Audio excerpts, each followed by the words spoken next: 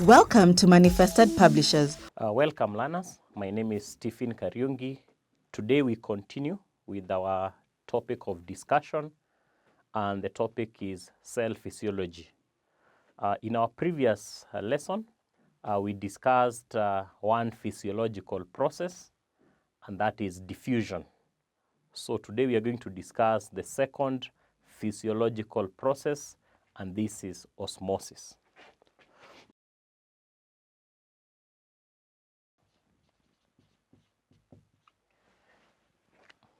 Now, osmosis is one of the physiological processes, or is one of the processes by which materials get in and out of the cell.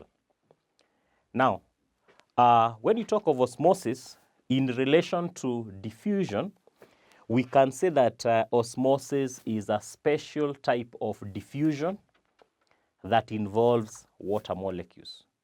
So basically, we are saying that osmosis involves water molecules. Now, how do these water molecules move? These water molecules move from where there is high water concentration to where there is low water concentration across a semi-permeable membrane.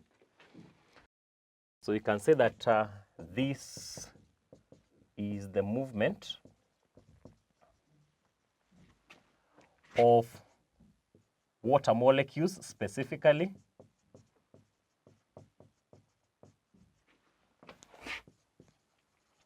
from a region of high water concentration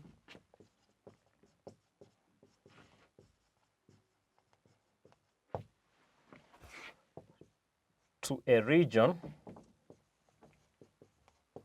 of low water concentration across a semi-permeable membrane.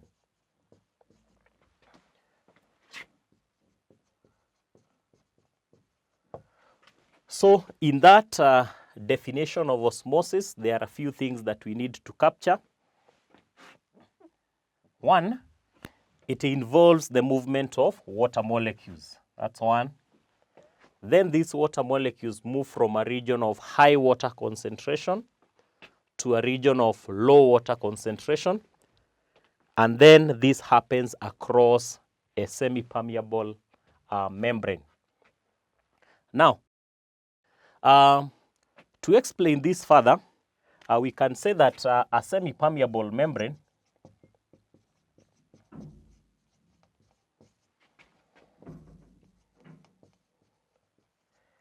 is one that only allows small molecules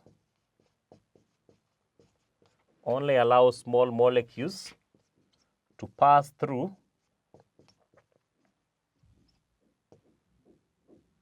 but not large molecules. Not large molecules.